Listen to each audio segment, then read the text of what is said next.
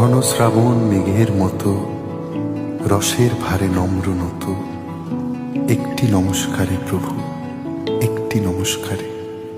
ধরিয়া রাখিয়া সোহাগে আদরে আমার মুখর পাখি তোমার প্রাসাদ প্রাঙ্গণে,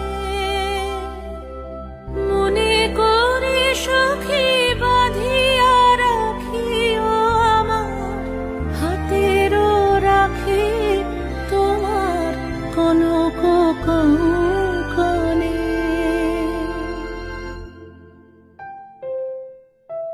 ভালোবেসে সখী নিভৃতে যতনে